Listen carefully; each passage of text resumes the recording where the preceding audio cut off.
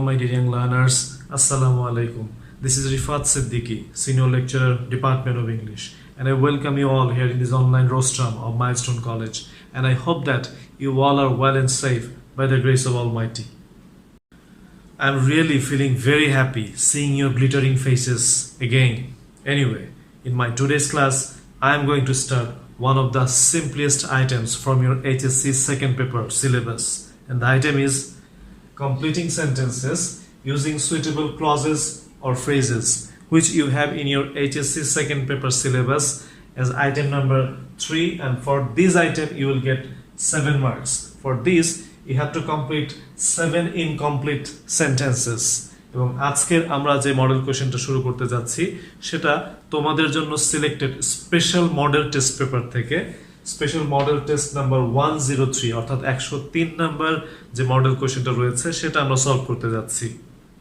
Completing সেন্টেন্সের ক্ষেত্রে ধরা বাঁধা কোনো নিয়ম নেই, এবং এই কমপ্লিটিং সেন্টেন্সের ক্ষেত্রে তোমার সামনে একটি ইনকমপ্লিট সেন্টেন্স দেওয়া থাকবে এবং সেটি তোমাকে কমপ্লিট করতে হবে। তবে সেটি কমপ্লিট করবার সময় তোমাকে দুটো বিষয়ের দিকে খেয়াল করতে হবে। প্রথমত যে বিষয়টা সেটা হচ্ছে সেন্টেন্সটি কি অবশ্যই মিনিংফুল হতে হবে, এবং সেকেন্ড যে বিষয়টা এর গ্রামাটিক্যাল স্ট্রাকচারটা অবশ্যই ঠিক থাকতে হবে। এবং গ্রামাটিক্যাল স্ট্রাকচারের কথা যখন আসলো সেখানে একটি কথা তোমাদেরকে অবশ্যই জানতে হবে, বেশ কতগুলো কমন স্ট্রাকচার রয়েছে যেগুলো আমরা প্রতিনিয়ত কমপ্লিটিং সেন্টেন্সের ক্ষেত্রে দেখতে পাই, সেগুলো তোমাকে অবশ্যই বেশি বেশি করে প্র্যাকটিস করতে হবে। এবং এক্ষেত্রে আমরা আজকে যে মডেল টেস্টটা আমরা আজকে যে মডেল টেস্ট নাম্বার 103 যেটা আমরা আজকে প্র্যাকটিস করতে যাচ্ছি সেটা শুরু করবার আগে কমপ্লিটিং সেন্টেন্স সম্পর্কে বেশ কতগুলো কমন কি ফিচার্স রয়েছে যেগুলো আমরা এট ফার্স্ট দেখে নেব। তাহলে চলো শুরু করে দেওয়া যাক। আমরা প্রথম যে কি ফিচারটি দেখতে পাচ্ছি সেটি আমরা খুব ভালো করে খেয়াল করব, complete with clauses or phrases. আসলে কমপ্লিটিং সেন্টেন্সের যে হেডিংটা থাকে বা যে টাইটেলটা থাকে সেখানে কিন্তু এই বিষয়টা একদম ক্লিয়ার করে লেখা থাকে, complete the sentences using suitable phrases or clauses. অর্থাৎ তোমাকে সেন্টেন্সটা কমপ্লিট করতে হবে ফ্রেজ অথবা ক্লজ দিয়ে। কোনোভাবে একটা সিঙ্গেল ওয়ার্ড দিয়ে তুমি একটা সেন্টেন্সকে কোনোভাবে কমপ্লিট করতে পারবে না। আমরা এট ফার্স্ট একটা এক্সাম্পল দেখব, আশা করবো এক্সাম্পলটা দেখলে বিষয়টা তোমার কাছে আরো ক্লিয়ার হবে। প্রথমেই গ্যাপ দেখতে পাচ্ছ, is the capital of Bangladesh. প্রত্যেকে আমরা এই আনসারটা জানি, বাংলাদেশের রাজধানীর নাম ঢাকা, এবং তুমি এখানে আনসারটিও লিখে ফেললে Dhaka. Dhaka is the capital of Bangladesh. এক্ষেত্রে একটা সিঙ্গেল ওয়ার্ড দিয়ে এরকম আনসার লিখলে কিন্তু কোনো মার্কস তুমি পাবে না। অবশ্যই এখানে হয় ফ্রেজ নতুবা ক্লজ দিয়ে তোমাকে সেন্টেন্সটা কমপ্লিট করতে হবে। তাহলে এবার চলো আমরা ট্রাই করি। আমরা এভাবে লিখতে পারি আনসারটা, it is Dhaka which is the capital of Bangladesh। এবার তুমি খেয়াল করবে এখানে আমি একটি which যেটাকে আমরা বলবো একটি রিলেটিভ প্রোনাউন আমরা এখানে ইউজ করেছি। এই রিলেটিভ প্রোনাউনটা দেওয়ার ফলে এখানে একটা আলাদা একটি ক্লজ হয়েছে এবং এটি একটি কমপ্লেক্স সেন্টেন্সে রূপান্তরিত হয়েছে, এবং এভাবে আমরা একটা সেন্টেন্স এখানে কমপ্লিট করেছি। আমি চাইলে হয়তো এখানে একটি ফ্রেজ দিয়ে আমি একটা সেন্টেন্স করতে পারতাম। সোজা কথা, তোমাকে একটা সেন্টেন্স এখানে অবশ্যই একটি ক্লজ অথবা ফ্রেজ দিয়ে এখানে তোমাকে কমপ্লিট করতে হবে, ওয়ান অর মোর ওয়ার্ডস তোমাকে এখানে ইউজ করতে হবে, এবং এভাবেই কিন্তু একটি সেন্টেন্স তোমাকে কমপ্লিট করতে হয়।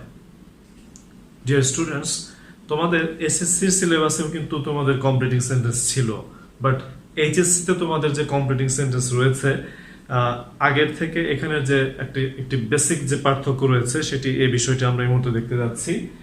ফলো দ্য ক্লু সেন্টেন্স, অর্থাৎ তোমার এইচএসসি তে যে কমপ্লিটিং সেন্টেন্স আসে সেখানে যে লাইনটাতে তোমার গ্যাপ থাকবে ঠিক তার আগে কিন্তু তোমাকে একটি ক্লু সেন্টেন্স দেওয়া হবে, অর্থাৎ সেটি পড়ে সে অনুযায়ী পরেটা তোমাকে আনসার করতে হবে। তুমি তোমার ইচ্ছে মতন একটি সেন্টেন্স তুমি চাইলেই কমপ্লিট করতে পারো না। আমরা ফার্স্ট এক্সাম্পলটা দেখবো এখানে, mister Sifat is a Bengali teacher. এটি কিন্তু হচ্ছে আমাদের ক্লু সেন্টেন্সটা, অর্থাৎ এই সেন্টেন্সটা ফলো করে আমাকে পরেরটা কমপ্লিট করতে হবে। বাট হি স্পিক্স, কিন্তু সে এমন ভাবে কথা বলে অ্যাজ ইফ, যেন, আমরা স্ট্রাকচারটা দেখবো। But he speaks as if, কিন্তু সে এমন ভাবে কথা বলে যেন হি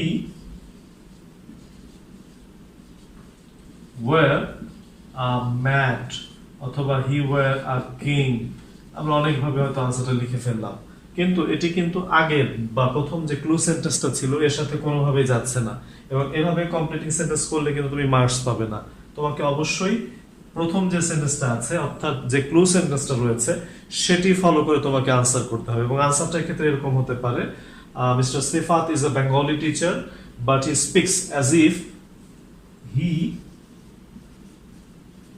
ওয়্যার অ্যান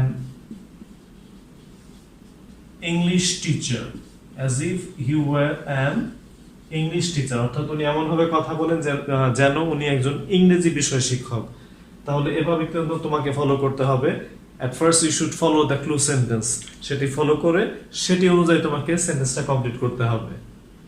এই মুহূর্তে যে কি ফিচারটি তোমরা দেখতে পাচ্ছ আনসারিং প্যাটার্ন বা আনসার প্যাটার্ন খুব সহজ একটি বিষয়। ইনফ্যাক্ট আমি আশা করব তোমরা প্রায় সবাই বিষয়টি জানো। পরীক্ষার সময় যখন তোমাকে কমপ্লিটিং সেন্টেন্স আনসার করতে হবে তুমি অবশ্যই পুরো সেন্টেন্সটা তুলে আনসার যেটা হবে সে আনসারটা লিখে আনসারটা নিচে আন্ডারলাইন করে দেবে। কোনোভাবেই যে কাজটি করবে না সেটা হচ্ছে শুধুমাত্র আনসার লিখবে না। এই কাজটি কিন্তু প্রায় অনেকেই করে থাকো, এটি কোনোভাবেই কাম্য নয়। Answer to the question number 3 যে আইটেমটা তোমাদের আসবে, আমি আবার বলছি answer to the question number একদম কমপ্লিট পরিপূর্ণভাবে লিখে তারপর তুমি আনসারটা লিখবে এবং আনসারটা অবশ্যই আন্ডারলাইন করে দিবে। This is one of the best ways. অবশ্যই এই নিয়মটা ফলো করবে। তাহলে চলো আমাদের আজকের যে কমপ্লিটিং সেন্টেন্স যেটা রয়েছে সেটা আমরা শুরু করতে যাচ্ছি। মাই ডিয়ার ভার্নাল লার্নার্স, এই মুহূর্তে তোমরা সামনে দেখতে পাচ্ছ আমাদের আজকের যে কমপ্লিটিং সেন্টেন্সটা আমরা সলভ করতে যাচ্ছি সেটার প্রশ্নগুলো। তো কমপ্লিটিং সেন্টেন্স করতে গেলে প্রথমেই কিন্তু তোমাকে পুরো প্যাসেজটাকে ভালো করে পড়তে হবে এবং প্রত্যেকটা সেন্টেন্স এখানে লাইন বাই লাইন ভালো করে আগে পড়তে হবে এবং ভালো করে তোমার যদি প্যাসেজটা না পড়া থাকে বা সেন্টেন্সগুলো যদি তুমি ভালো করে আগে না পড়ে নাও তাহলে সেন্টেন্সটা কমপ্লিট করা তোমার জন্য খুব ডিফিকাল্ট হয়ে যাবে। তাহলে চলো আমরা শুরু করে দিচ্ছি। আমি এখানে সবগুলো সেন্টেন্স কয়েকটা স্লাইডে ভাগ করে নিয়েছি যাতে সেন্টেন্সগুলো তোমাদের দেখতে সুবিধা হয় সেজন্য। তাহলে চলো আমরা প্রত্যেকটা সেন্টেন্স অ্যাট ফার্স্ট দেখে নিই। Complete the sentences using suitable clauses or phrases and for this you will get 7 marks. এবং প্রত্যেকটা কমপ্লিটিং সেন্টেন্সের জন্য এখানে মার্কস পাচ্ছ তুমি 1 করে। A, trees are our best friends but dishonest people cut down trees so that গাছপালা হচ্ছে আমাদের সবচেয়ে বেস্ট ফ্রেন্ডস বা আমাদের সবচেয়ে সেরা বন্ধু, বাট ডিসঅনেস্ট পিপল কিন্তু যারা অসৎ তারা কাট ডাউন ট্রিজ তারা গাছপালা কেটে ফেলে সো দ্যাট এই কারণে যে যাতে। তাহলে চলো এবার আমরা বি নাম্বারটা দেখে নেই। The flower is a symbol of love beauty and purity. তো ফ্লাওয়ার হচ্ছে ভালোবাসা, সৌন্দর্য এবং শুদ্ধতার প্রতীক। There is hardly any person, এমন একজনও ব্যক্তি নেই বা এমন একজন ব্যক্তিও হয়তো কষ্ট করে পাওয়া যাবে না। এখানে বাকিটুকু কমপ্লিট করতে হচ্ছে। তাহলে চলো আমরা এখন দেখে নেব এগুলো উত্তরগুলো কি হতে পারে বা আমরা এটা কিভাবে কমপ্লিট করতে পারি বা এখানে কি কোনো স্ট্রাকচার রয়েছে কিনা। তাহলে চলো শুরু করে দেওয়া যাক।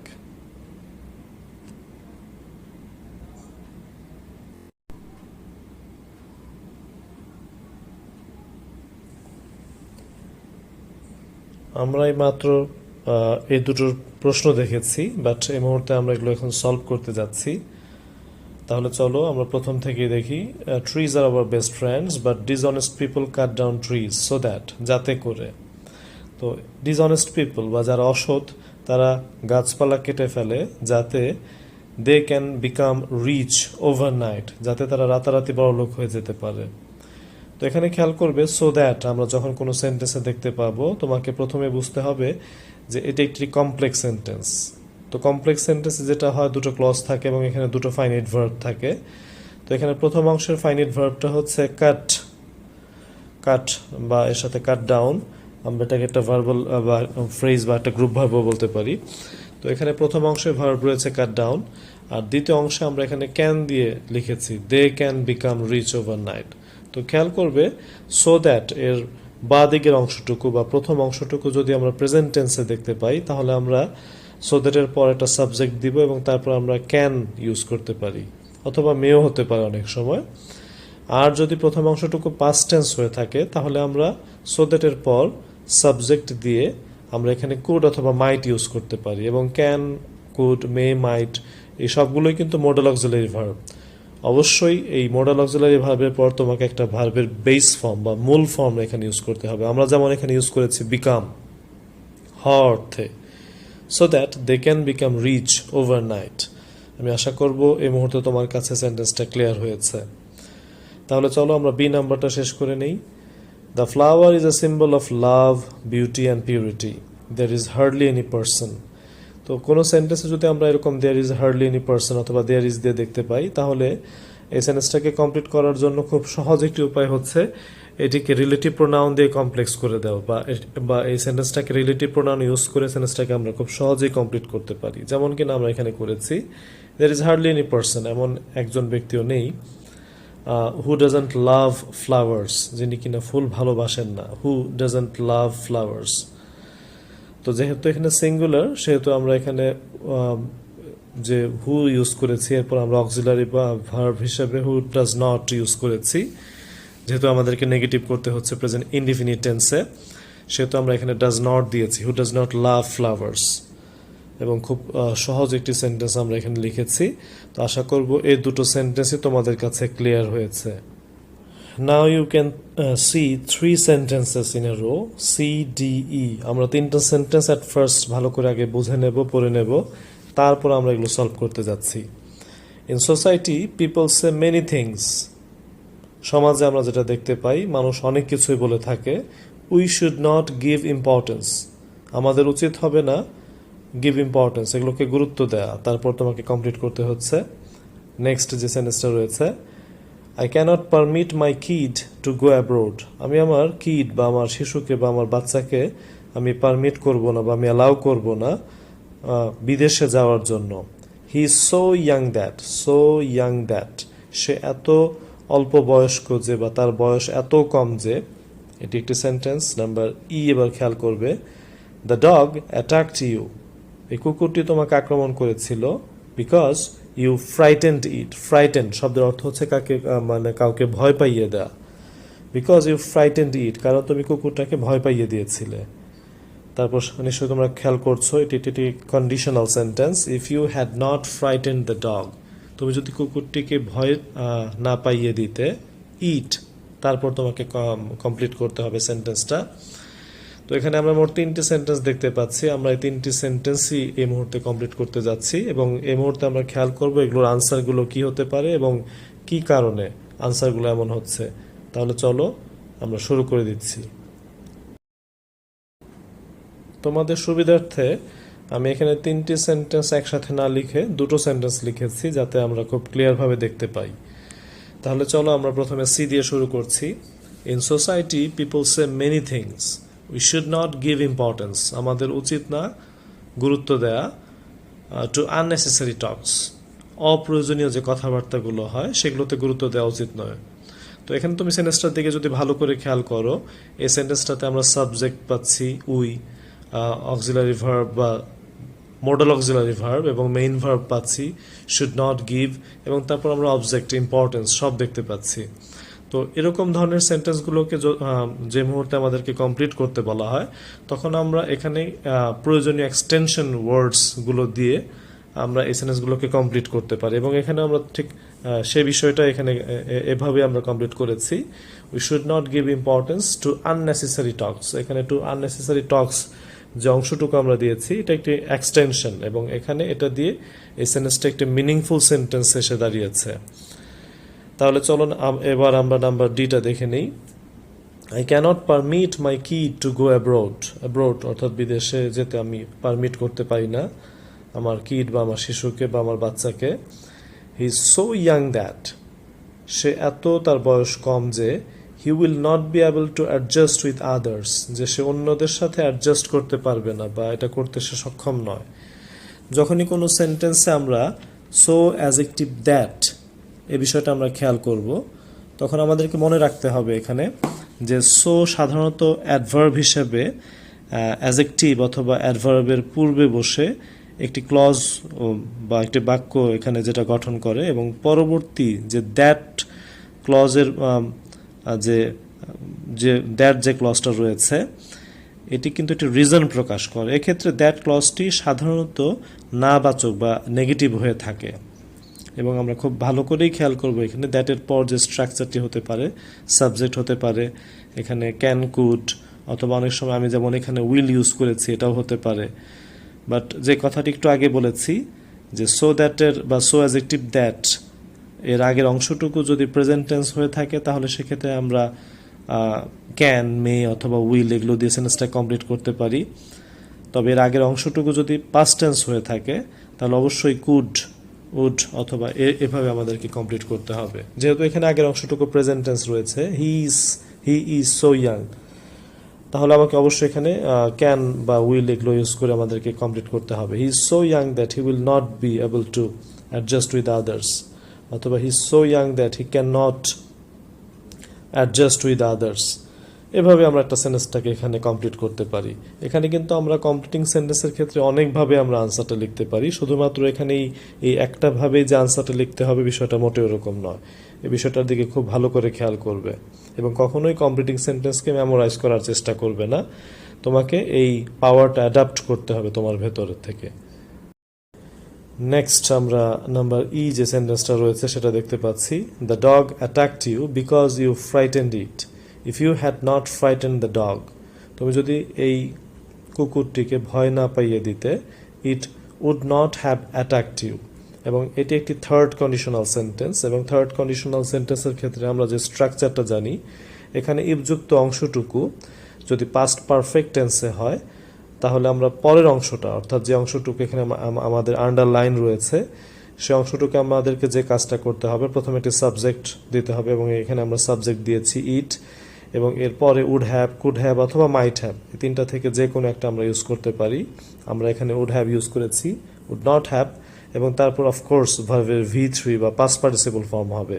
যেহেতু আমরা সবাই জানি হ্যাভ, হ্যাজ, হ্যাড অথবা হ্যাভিং এগুলোর পর সবসময়ই ভার্বের পাস্ট পার্টিসিপল ফর্ম হয়, এবং এখানেও ঠিক তাই হয়েছে। সুতরাং আমরা এই স্ট্রাকচারটা ভালো করে খেয়াল করব। এটি একটি থার্ড কন্ডিশনাল সেন্টেন্স। আশা করি নাম্বার ই পর্যন্ত তোমাদের কাছে পুরোটাই ক্লিয়ার এই মুহূর্তে। মাই ডিয়ার ভার্নাল লার্নার্স, এই স্লাইডটার ভেতরে আবার চলে আসলাম তোমাদের সামনে। আসলে জাস্ট কয়েকটা সিম্পল বিষয় তোমাদেরকে আবার একটু মনে করিয়ে দেওয়ার জন্য। যখনই তুমি কমপ্লিটিং সেন্টেন্সের প্রশ্নটা পাবে, অবশ্যই কয়েকটা বিষয় তোমাকে খেয়াল করতে হবে। At first, clear idea about structures. আমরা আজকের যে কমপ্লিটিং সেন্টেন্সগুলো করতে যাচ্ছি সেগুলো কমপ্লিট করতে গিয়ে কিন্তু বেশ কতগুলো স্ট্রাকচার আমরা পাচ্ছি, যেমন সো দ্যাট অথবা সো অ্যাডজেক্টিভ দ্যাট অথবা কন্ডিশনাল সেন্টেন্সেস। এই বিষয়গুলো যখনই আমরা কমপ্লিট করব, এই স্ট্রাকচারগুলো সম্বন্ধে আমাদের একটা ক্লিয়ার আইডিয়া থাকতে হবে, এবং সে বিষয়ে ক্লিয়ার বা পরিষ্কার ধারণা না থাকলে কোনোভাবেই কিন্তু কখনো পারফেক্ট সেন্টেন্স তুমি লিখতে পারবে না। So this is very important. Making relevant sentence, বিষয়টা নিয়ে তোমাদের আগেও বলেছি। তোমাদের যে ক্লু সেন্টেন্সটা দেওয়া থাকে সেটার সাথে মিল রেখে তোমাকে অবশ্যই রিলেভেন্ট স্পেসিফিক সেন্টেন্স এখানে তোমাকে বানাতে হবে। তুমি তোমার ইচ্ছে মতো সেন্টেন্স কোনোভাবে এখানে করতে পারবে না। সুতরাং এই বিষয়টা তোমাকে খেয়াল রাখতে হবে। পারফেক্ট ইউজ অফ ভোকাবুলারি, এবং অবশ্যই একটি পারফেক্ট সেন্টেন্স করতে গেলে তোমাকে প্রচুর ভোকাবুলারি জানতে হবে, এবং তোমার এক্ষেত্রে যে ক্লু সেন্টেন্সটা দেওয়া থাকে সেই অনুযায়ী সেন্টেন্স বানাতে গেলেও কিন্তু অনেক সময় তোমার অনেক ইম্পর্টেন্ট ভোক্যাবস তোমাকে জানতে হবে। অবশ্যই এর সবগুলো বিষয় ঠিক মতো করে ব্লেন্ড করতে পারলেই একটি পারফেক্ট আনসার তুমি করতে পারবে। আমি আশা করব আমরা যে আনসারগুলো ইতিমধ্যে করেছি বা সামনে যে আনসারগুলো আমাদের হতে যাচ্ছে, এই বিষয়গুলো তুমি অবশ্যই খেয়াল রাখবে। তাহলে চলো আমরা বাকি যে সেন্টেন্সগুলো রয়েছে সেগুলো কমপ্লিট করে ফেলি। এই মুহূর্তে আমরা আমাদের আজকের শেষ যে দুটো সেন্টেন্স রয়েছে, এফ এবং জি, এই দুটো আমরা দেখতে পাচ্ছি। আমরা এফ নাম্বার সেন্টেন্সটা ফার্স্ট এই মুহূর্তে আমরা পড়ে নিচ্ছি। তিতুমির হোম, তারপর gap was a great hero. Titumir হয়তো তোমরা নাম শুনে থাকবে। তিতুমির হোম, তারপর gap was a great hero. Titumir যিনি কিনা ওয়াজ এ গ্রেট হিরো, একজন মহান একজন হিরো ছিলেন। নাম্বার জি যেটা, হিজ পিটিফুল কন্ডিশন, তার যেই করুণ অবস্থা, স্যাডেন্ড মি, অর্থাৎ আমাকে এটা মন খারাপ করে দিল বা আমাকে দুঃখিত করলো। অ্যান্ড মেড মি, তারপর এখানে গ্যাপ রয়েছে। তাহলে আমরা এখানে লাস্ট যে দুটো সেন্টেন্স আমাদের রয়েছে আমরা এখান থেকে দেখে নিয়েছি। তাহলে চলো এবার আমরা এই দুটো সেন্টেন্সকে কমপ্লিট করব, এবং আমরা অ্যাট ফার্স্ট দেখে আসবো যে এগুলোর আনসারগুলো কি হচ্ছে। তাহলে চলো দেখে নিই আমরা এগুলোর আনসারগুলো। প্রথম যে সেন্টেন্সটা, F number, Titumir home we respect as a Muslim rebel was a great hero. নিশ্চয়ই খেয়াল করেছো এখানে তিতুমির এরপর একটি হোম রয়েছে এবং যেটি কিনা একটি রিলেটিভ প্রোনাউন। তো রিলেটিভ প্রোনাউন যে নিয়মটি রয়েছে, রিলেটিভ প্রোনাউন যুক্ত সেন্টেন্স থাকলে স্ট্রাকচার অনুযায়ী সেন্টেন্সটি কমপ্লেক্স হয় এবং আমরা অবশ্যই বিষয়টা জানি বা জেনে থাকবো যে রিলেটিভ প্রোনাউন থাকলেই আমাদেরকে বুঝতে হবে যে এটি একটি কমপ্লেক্স সেন্টেন্স। এবং এখানে দুটো ক্লজ থাকে, একটি হচ্ছে মেইন ক্লজ এবং একটি হচ্ছে রিলেটিভ ক্লজ। এবং রিলেটিভ যে ক্লজটি রয়েছে সাধারণত এটি নাউন বা প্রোনাউনকে মডিফাই করে এবং এক্ষেত্রে ব্যক্তি বা বস্তুকে মডিফাই করতে অথবা এগুলো সম্পর্কে অতিরিক্ত তথ্য প্রদান করতে হয়। এবং এখানে যে রিলেটিভ প্রোনাউনটা রয়েছে তার সম্বন্ধে আমাদেরকে একটি অতিরিক্ত তথ্য দিতে হয়। এবং রিলেটিভ ক্লজগুলো সচরাচর বিভিন্ন ধরনের যে ওয়ার্ডগুলো রয়েছে যেমন হু, হোম, হুইচ, হোয়াট, এগুলো দিয়েই সাধারণত শুরু হয়ে থাকে।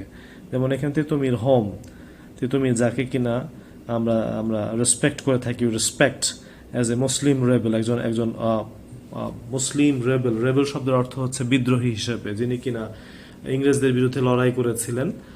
ওয়াজ এ গ্রেট হিরো, পরের অংশটুকু তো এখানে দেয়াই রয়েছে। এভাবে আমরা এই সেন্টেন্সটাকে কমপ্লিট করব। এবং পরের লাস্ট যে সেন্টেন্সটা রয়েছে নাম্বার জি, হিজ পিটিফুল কন্ডিশন স্যাডেন্ড মি, তার এই করুণ অবস্থাটা আমাকে দুঃখিত করলো, and made me very worried.